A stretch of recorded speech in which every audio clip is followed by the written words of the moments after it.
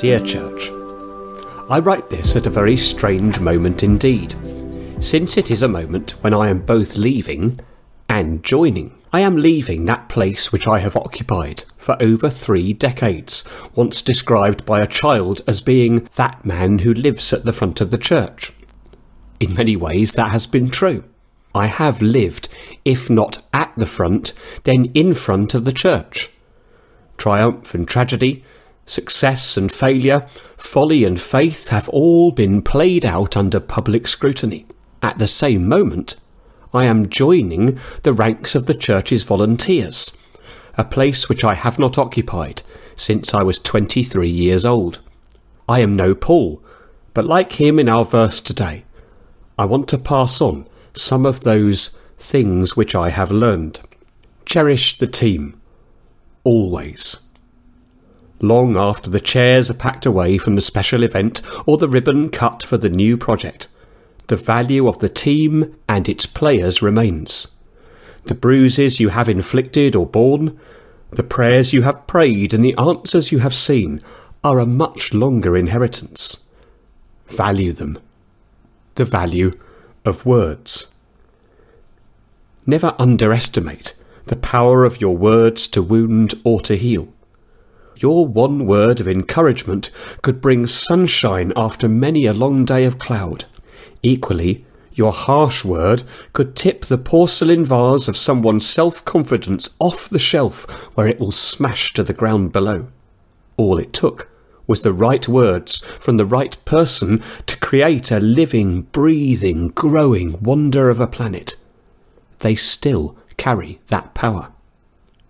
Be good news. As Christians, we are entrusted with a precious treasure, the good news of Jesus Christ. If we are to share it beyond the church, then we must be it within the church.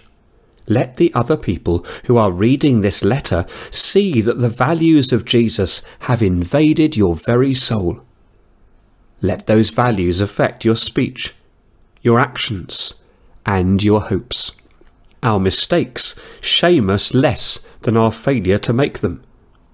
Over the years, I have sought to encourage the pursuit of excellence in churches, whether that be in our publicity, our preaching, or our worship. I fear that in doing so, I may have missed the point. A culture where we make few mistakes is one where we cross few boundaries. Doubt and faith are partners, not enemies. Where doubt makes us question, it may do our faith more good than harm. Faith pulls doubt along in its wake, and doubt grabs onto its coattails for the ride. Ask questions, hope for answers, and never ever give up until that point when all the questions will be swallowed up in the biggest answer of all. Fear less. I have spent too much of my life in church being afraid, I think. I have been afraid of how a discussion might end, when it would not really be a discussion, if I knew its outcome in advance. I have been afraid of how I look to people, when they see me only through a telescope backwards, whereas God sees me through a microscope. I have been afraid of letting God down, when all along He only wanted to see me try. Laugh more. The ability to laugh at our own foibles or over our shared mistakes is precious, and such laughter does us good. There is no need to take ourselves quite as seriously as we do. Honesty pays. One of my great discoveries whilst living here has been the Honesty coffee shops. They live up to their name, with a transparent approach to both ingredients and pay. Their coffee tastes great, their cakes are wonderful, and the ambience in their coffee shops makes you want to stay for at least another cup.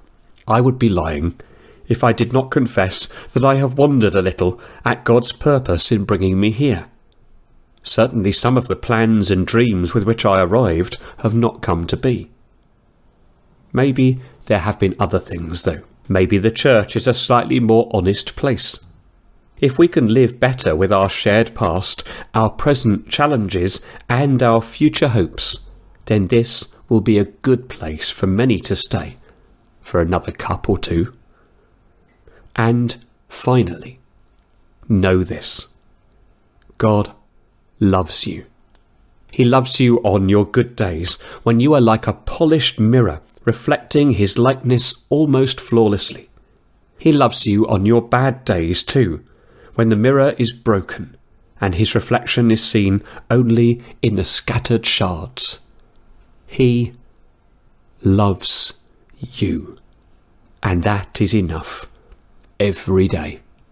It is almost 2 centuries since Charles Haddon Spurgeon asked who, when called to be a preacher, would stoop to be a king. To be your preacher and pastor has been an immeasurable privilege, and I thank you for it. Your friend and pastor, Richard.